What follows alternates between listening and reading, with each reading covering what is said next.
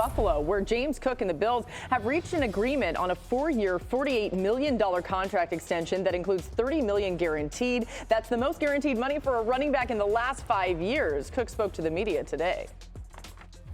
Just trying to stay healthy and just get everything done before I can go out there and play with a clear mindset and just be locked in. So just showing them that I'm willing to not be a problem and a distraction. Just go out there, just practice and, and play and see what happens. That was my mindset. I think the core of this team, knew what this was about and that everyone was level-headed. And yes, James was not on the practice field, but he was at walkthroughs. He was in meetings. He wasn't just there physically, like he was engaged. Well, James Cook looked like an elite running back last season. He finished with 16 rushing touchdowns, which was tied for the most in the NFL and tied O.J. Simpson's 1975 season for the most in Bills history.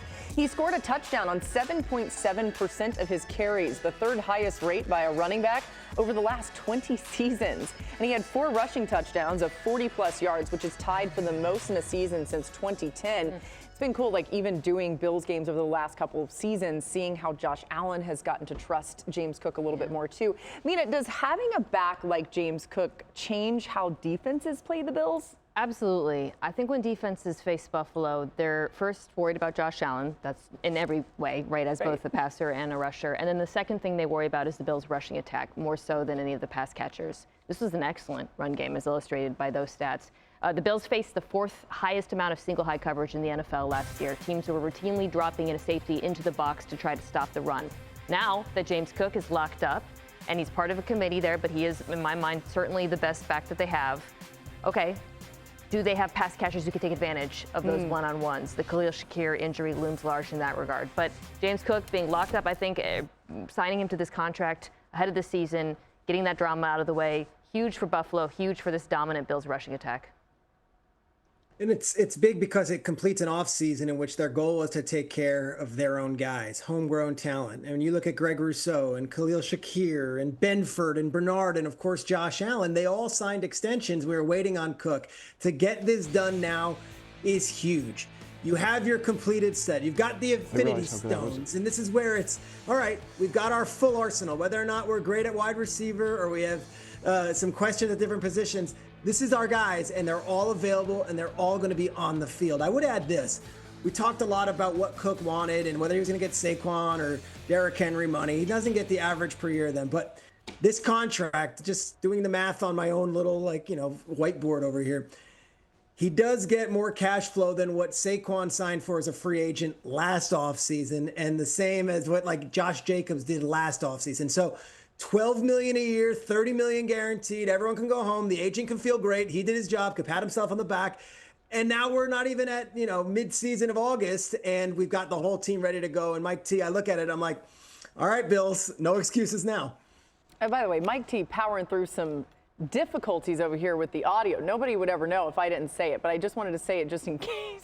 Well, I'm going to piggyback on what Mina said, because I have absolutely no idea what Peter said. I could not hear anything that Peter said. But I agree with what Mina said. We could, though, Peter. We can hear you. Just Mike can't hear you. Go ahead. You're not the more first. important than me agreeing with Mina, Coach Belichick would, and he would always talk about how a lot of times in pro football, teams would lose games before they ever win. So stylistically, James Cook really fits in well.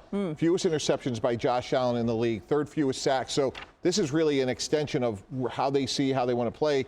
And I do think to take the next step, is it going to be Dawson Knox, Dalton Kincaid, Keon Coleman, much to what Mina talked about. But to me, foundationally what this does for the Bills is it gives them a way to control the line of scrimmage. Now, James Cook, interestingly, plays less than 50% of the snaps. For our marquee running back, that needs to improve. So obviously pass protection is something he could get better at. But foundationally, this was a no-brainer in terms of his production. Mina, quickly on the receivers, it does feel like, Keon Coleman maybe makes a big leap this year.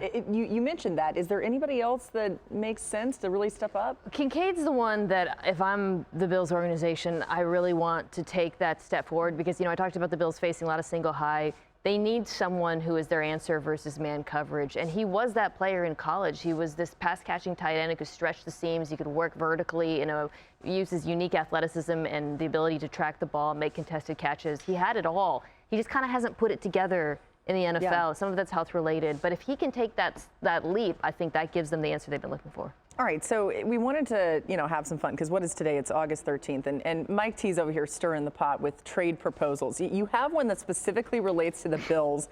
I just want to drop this right in the middle of, 4 p.m. on a Wednesday afternoon and see what everybody has to say. Well, look, the appetizer is the Bills have had a great offseason, re-signed so many of their own players. Like, let's go for the main course. Like, whoa, let's go beat the Chiefs.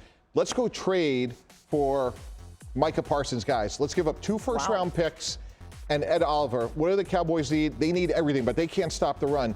And if I'm the Buffalo Bills, why not, guys? Like, we are right there. We are on the precipice of being a champion. And if we have Micah Parsons, we could go beat the Chiefs. We could go beat the Ravens. So why not? We've done everything else. Let's go for it. Mina? Who says no? I think Dallas is the one that if I was Dallas, I don't think they're trading Micah Parsons. I hear you, though, with Buffalo and the need for that. They've been looking for that stud edge rusher for a while.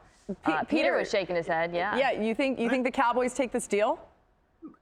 I look at that deal. Now, look, the Bills picks are going to be at the end of the 20s. It's not like these are going to be prime picks. But, 1989, Jerry Jones orchestrated one of the greatest trades in NFL history, and it rebuilt an entire franchise that was ailing. If this thing goes on with Micah Parsons, you better believe if they get an offer like that, Jerry would listen. Ooh. All right, Mike T. All right, so if this happens, we're giving you all the credit. If and maybe it's not going to, but all right. All right.